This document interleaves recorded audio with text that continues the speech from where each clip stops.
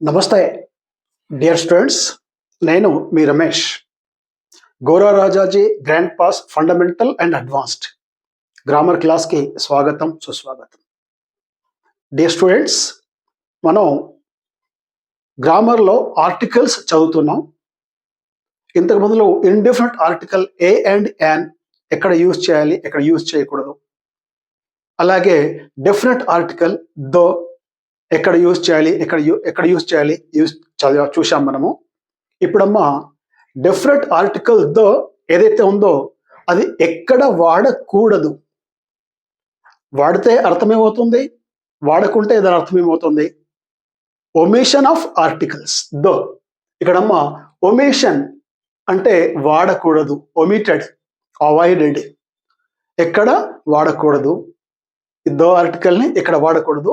This is also one of the most important factors in grammar bit. Competitive exams లో దీంట్లో నుంచి కొన్ని ప్రశ్నలు వేసి కన్ఫ్యూజ్ చేస్తారు. ఎక్కడైతే దో అవసరం లేదో అక్కడ దో ఇస్తారు, కరెక్ట్ సెంటెన్స్ అంటారు, లేదా ఫిల్లింగ్ ద బ్లాంక్స్ బట్టి ఈ వర్డ్స్ వచ్చి ఈ ఫిల్లింగ్ ద బ్లాంక్స్ దో రాయమంటారు. అటువంటిప్పుడు అక్కడ అవసరం ఉండదు దో రాయడం, కానీ మనం రాసేస్తాం, ఎందుకంటే మనకు ఆ బేస్ తెలియదు కనుక. సో ఫ్రెండ్స్, ఇప్పుడు ఈ క్లాస్ తర్వాత మీకు అర్థమవుతుంది మరి దాన్ని ఎక్కడ యూజ్ చేయకూడదు, మరి ఎక్కడ యూజ్ చేస్తే అర్థం ఏమవుతుంది, అర్థం మారుతుంది. So friends, let's go. ఇంకో విషయం ఫ్రెండ్స్, మనం చదువుతున్నాం, మీకేమైనా డౌట్స్ కానీ అనుమానాలు కానీ ఇంగ్లీష్ గ్రామర్లో ఉంటే మీరు నాకు కామెంట్ బాక్స్లో క్వశ్చన్ అడగవచ్చు, మీ డౌట్ని రాయొచ్చు. నేను మీ ప్రతి డౌట్కి ఆన్సర్ చెప్తాను ఇంగ్లీష్ గ్రామర్లో. సో వెల్, చూద్దామమ్మా. ఒమిషన్ ఆఫ్ ఆర్టికల్స్ దో.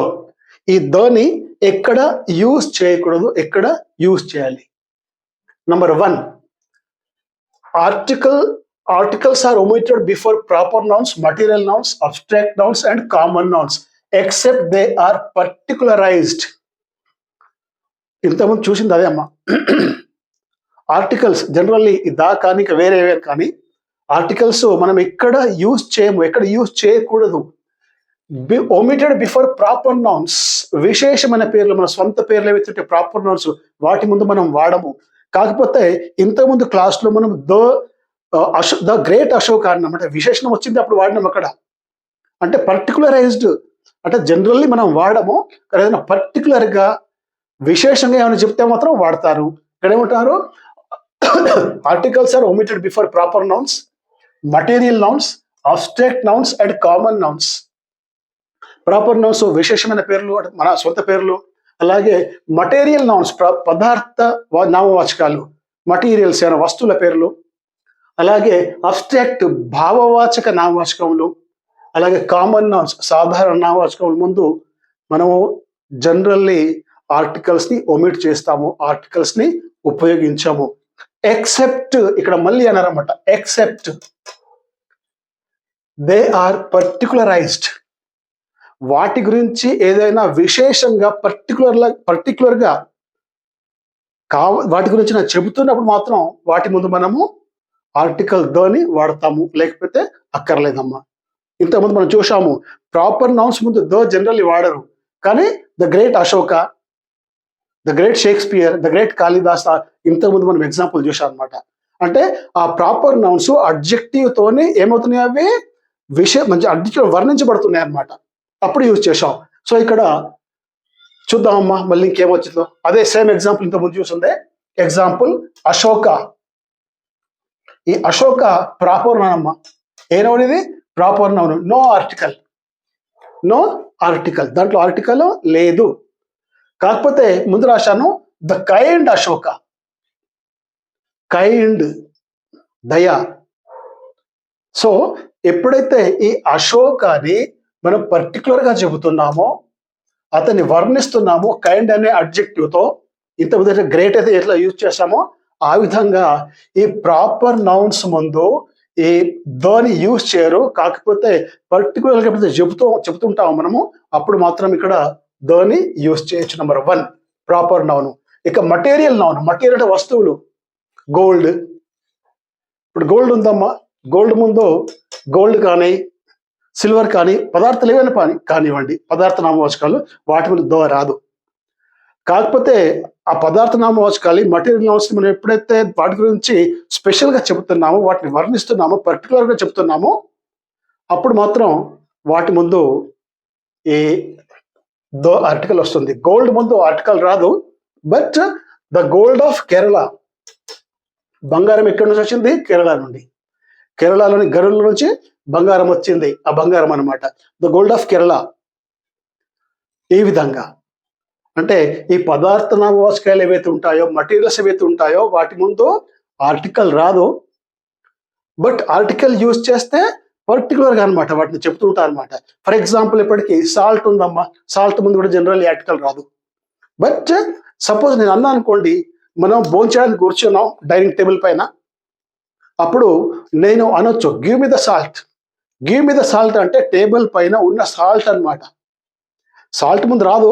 కాకపోతే నేను ఏమంటున్నాను, give me the salt. The salt అంటే టేబుల్ పైన ఉన్నది, అంటే పర్టికులర్గా చెప్తాను అనమాట. సో ఈ విధంగా ఎప్పుడైతే ఈ నౌన్స్ ను మనం పర్టికులర్గా ఎప్పుడైతే చెబుతామో అప్పుడు మాత్రమే ద ఆర్టికల్ యూజ్ చేస్తాము, లేకపోతే వాటి ముందు ఆర్టికల్స్ ని యూజ్ చేయము. Next, honesty. ఇది అబ్స్ట్రాక్ట్ నౌన్ అమ్మా, భావవాచక నామవాచకం. అది అబ్స్ట్రాక్ట్ నౌన్ ముందు కూడా ఆర్టికల్ రాదు. But the honesty of the boy, the honesty of the boy. Honesty మనం ఉట్టిగా రాసినామంటే ఆనెస్ట్ రాదు, దాని మీద ఆర్టికల్ రాదు. కాకపోతే ఎవరిదైనా మనం ఎవరైనా వర్ణిస్తాం అనుకోండి ఆ బాయ్ని, అప్పుడు the honesty of the boy. So friends, ఈ విధంగా ఈ ఆర్టికల్ ద ఏదైతే ఉందో, ఈ ప్రాపర్ నౌన్స్ ముందు, మటీరియల్ నౌన్స్ ముందు, అబ్స్ట్రాక్ట్ నౌన్స్ ముందు, కామన్ నౌన్స్ ముందు అది రాదు, వాడము. ఒకవేళ వాడినామంటే దాని అర్థం ఏంటంటే వాటిని పర్టికులర్గా మనం వర్ణిస్తున్నాము, వాటి గురించి ఏదైనా ఎక్స్ట్రాగా చెబుతున్నాము, అప్పుడు మాత్రమే వాడాలి. Well, let's see now second one. Article though is not used before names of relation like father, mother, uncle, aunt, etc. సంబంధాలు, మన సంబంధాలు ఏవైతే ఉంటాయో, అమ్మ, నాన్న, అత్తమ్మ, మామయ్య, ఇటువంటి పేర్ల ముందు, రిలేషన్స్ ముందు, సంబంధాల ముందు ఆర్టికల్ దని యూజ్ చెయ్యరు. ఆర్టికల్ దని యూజ్ చేయరు. కాకపోతే ఇక్కడ కూడా అప్పుడప్పుడు అపవాదంగా, అంటే ఎక్సెప్షనల్గా ఏమైనా స్పెషల్గా ఎవరైనా వర్ణించేది ఉంటే, ఎవరి గురించి చెప్పేది ఉంటే, అప్పుడు ఇక్కడ కూడా యూజ్ చేయవచ్చు. There is exception. నేను ఇప్పుడు చెప్తున్నాను, ఇంకోటి చెప్తాను. సంస్కృతంలో ఒక సామెత ఉంది, ప్రయోగ శరణాహ వ్యాకరణాహ. ప్రయోగ శరణాహ వ్యాకరణాహ. మనం గ్రామర్లో చాలా రూల్స్ నడుస్తామమ్మా, నో ప్రాబ్లం. కానీ ఎప్పుడైతే వాటిని భాషని ప్రయోగంలో ఎప్పుడైతే వాడతామో ప్రాక్టికల్ ఆ భాషని, అప్పుడు ఆ వ్యాకరణంలో ఉన్న రూల్స్ ఏవైతే ఉన్నాయో అవి పక్కకు జరిగిపోతాయి. ఎక్సెప్షన్స్ వస్తాయి. ఇక్కడ కొన్ని రూల్స్ పనికిరావు అనమాట, కొన్ని రూల్స్ అక్కడికి ఎక్సెప్షన్స్ వస్తాయి అనమాట. సో ఈ విధంగా అంటే వాడకూడదు, వాడితే వాటి మీనింగ్స్ చేంజ్ అవుతాయి. ఇక్కడ మాత్రం గుర్తుంచుకోండి. Next, the third one, though is avoided before the names of languages except specified. మళ్ళీ అదే, though is avoided before the names of languages. భాష, తెలుగు, ఇంగ్లీష్, మరాఠీ, తమిళం, కన్నడ, మలయాళం, హిందీ, ఉర్దూ, పార్సీ, ఈ విధంగా భాషల పేర్ల ముందు దోని యూజ్ చేయరు. ఎప్పుడు మళ్ళీ ఇక్కడ ఎక్సెప్ట్ వచ్చిందమ్మా, స్పెసిఫైడ్, వాటి గురించి ఏమైనా స్పెషల్గా మనం చెబుతున్నాము అప్పుడు యూజ్ చేయొచ్చు, లేకపోతే యూజ్ చేయకూడదు. ఎగ్జాంపుల్స్ రాసిన ఇక్కడ ఇంగ్లీష్, నో ఆర్టికల్. ఇక్కడ ఇంగ్లీష్ రాసిన కేవలం ఇంగ్లీష్ ముందు ఆర్టికల్ లేదు. కానీ మనం ఎప్పుడైతే ఇంగ్లీష్ లాంగ్వేజ్ అంటామో, ఇంగ్లీష్ భాష అంటాము, అప్పుడు అక్కడ ఆర్టికల్ రావాలమ్మా, ద ఇంగ్లీష్ లాంగ్వేజ్. కేవలం మీరు ఇంగ్లీష్ అన్నారనుకోండి, మీకు కాంపిటేటివ్ ఎగ్జామ్స్లో కేవలం ఇంగ్లీష్ వచ్చింది, దాని ముందు ఫిల్ ఇన్ ద బ్లాంక్స్ ఉంది. ఫిల్ ఇన్ ద బ్లాంక్స్ లో ఏ లేదా దా రాయమంటారు. సపోజ్ కేవలం ఓన్లీ ఇంగ్లీష్ కనుక ఉంటే అక్కడ మీరు ద ఫిల్ ఇన్ ద ఖాళీ ప్లేస్ లో ఆర్టికల్ రాయకండి. ఆ ఇంగ్లీష్ తర్వాత కనుక లాంగ్వేజ్ ఉందనుకోండి, అప్పుడు తప్పకుండా ద రాయండి. అలాగే తెలుగు, కేవలం తెలుగు ఉంటే ఆర్టికల్ రాయకండి. తెలుగు లాంగ్వేజ్ ఉంటే మాత్రం ఇక్కడ ఖాళీ జాగా ఉంటే మాత్రం ఇక్కడ ద రాయండి. సో ఈ విధంగా భాషల పేర్ల ముందు ఆర్టికల్ ద రాదు.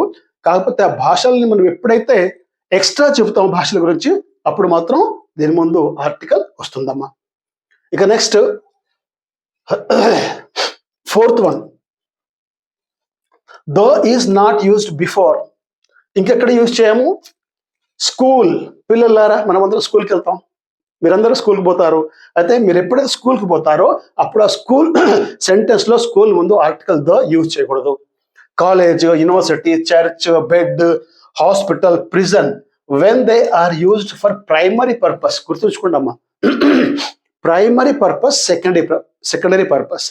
దీంట్లో ప్రతి ప్లేస్కి, స్కూల్, కాలేజ్, యూనివర్సిటీ, ప్రతి దానికి ప్రైమరీ పర్పస్ ఉంది, సెకండరీ పర్పస్ ఉంది. ప్రైమరీ అంటే ప్రాథమిక పని అన్నమాట. ఫర్ ఎగ్జాంపుల్ చెప్తాను, నేను చిన్నగా ఎగ్జాంపుల్ చెప్తాను. స్టూడెంట్స్ ఉన్నారమ్మా, స్టూడెంట్స్ స్కూల్కి వెళ్తారు. దేనికోసం వెళ్తారు? స్కూల్ అంటే స్కూల్లో మనం చదువుకుంటాం. అంటే స్కూల్లో స్టూడెంట్స్ చదువుకుంటారు, that is primary purpose. Student ఎప్పుడైతే స్కూల్కి వెళ్తున్నాడో అది ప్రైమరీ పర్పస్, అంటే చదువుకోవడానికి. అప్పుడు ఆ స్కూల్ ముందు స్టూడెంట్ ఎప్పుడైతే స్కూల్కి వెళ్తాడో అప్పుడు ఆ సెంటెన్స్ రాస్తే అప్పుడు ఆ స్కూల్ ముందు ఆర్టికల్ ద రాయాల్సిన అవసరం లేదు. కానీ ప్రైమరీ పర్పస్ కాకుండా సెకండరీ పర్పస్కి ఎప్పుడైతే మనం యూజ్ చేస్తామో, సెకండరీ పర్పస్, అప్పుడు మాత్రం ఈ school, college, university, church, bed, hospital, prison వీటి ముందు ఆర్టికల్ ద అని రాయాలి. ఎగ్జాంపుల్ చెప్తాను, ఇక్కడ ఉంది ఎగ్జాంపుల్ ఒకటి చూడండి. She is going to school. She is going to school. ఇక్కడ ఆర్టికల్ లేదమ్మా, ఆమె బడికి వెళ్తుంది, నో ఆర్టికల్. అంటే దీని అర్థం ఏంది? చదువుకోవడానికి అని అర్థం.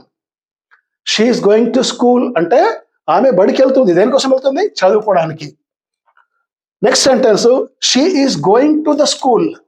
చూడండి అమ్మా, దీంట్లో ఆర్టికల్ ద లేదు, దీంట్లో ఆర్టికల్ ద ఉంది. మరి దీని అర్థం ఏమవుతుంది?